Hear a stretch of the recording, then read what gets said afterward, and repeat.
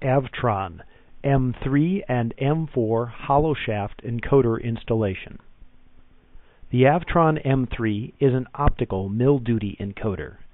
The M4 is a physically identical, magnetic, heavy-duty version.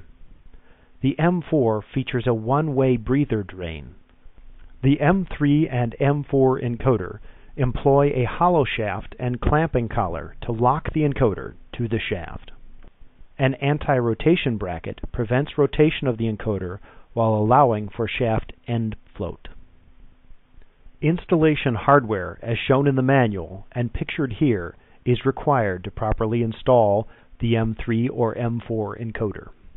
M3 and M4 units are shipped with a protective plug in the hollow shaft to help prevent shipping damage. To remove the plug, begin loosening the collar clamping screws, then remove the plug.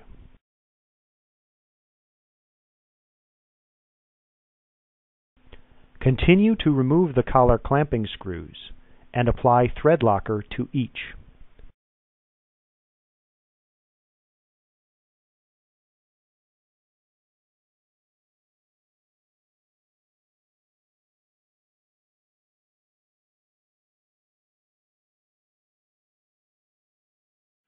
Reinstall the collar clamping screws.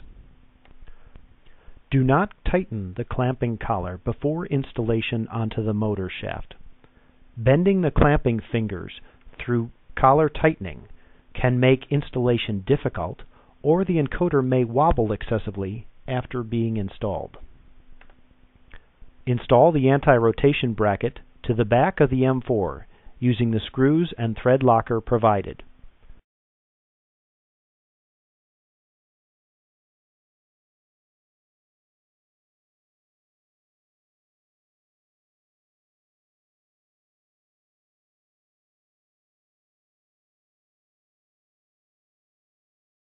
Ensure that the breather drain of an M4 encoder will be facing down when the encoder is installed. Use the dial indicator gauge to ensure motor shaft runout, TIR, does not exceed 0.002, 0.05 millimeter. Use the caliper gauge to verify motor shaft is proper diameter and within acceptable tolerances. Clean machine shaft of any dirt and check for burrs or damage. Apply anti-seize to the shaft. The M3 and M4 encoders may be installed on fan-cooled, non-vent, and blower-cooled style motors. Installation on a fan cover is shown in this video. Insert the T-bolt through the fan grill. Use the supplied washers and nut to secure the bolt to the fan grill. Tighten securely.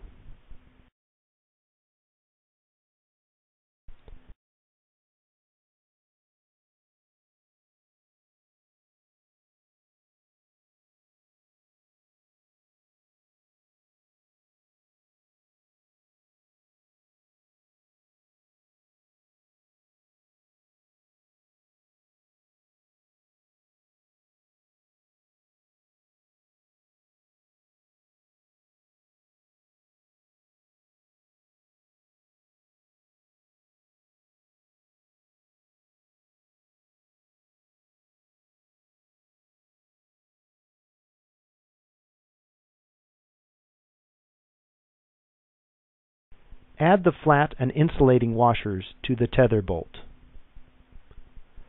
Carefully slide the M3 or M4 encoder onto the motor shaft. Do not force. Do not hammer the encoder from the rear with a tool or with your hands. The encoder should slide on easily. Tighten the screws on the clamping collar evenly until snug, then firmly tighten.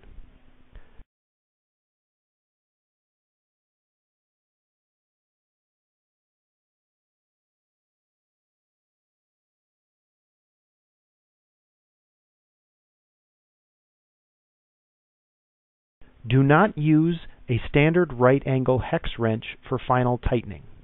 Use only a T-handle hex wrench or torque wrench with hex bit. Secure free arm of anti-rotation bracket to the motor frame using flat washers and the nut provided. The arm should be flat with little or no deflection. Use additional washers to space as needed to ensure the arm is flat and not deflected. The M3 or M4 encoder is now properly installed. The body of the hollow shaft encoder should not wobble excessively when the shaft is turning. For the M4, the body should show no more than 5/1000 runout as measured from the outer perimeter of the body. See the manual for instructions on correcting excessive runout. The M3 or M4 is now installed properly and is ready to output signals to your PLC or drive. If an oscilloscope is used to test the encoder, the signal should look roughly as shown here, without large variations in the signal. The signals shown here were taken at steady speed. The M3 or M4 encoder is now properly installed and will provide years of trouble-free service.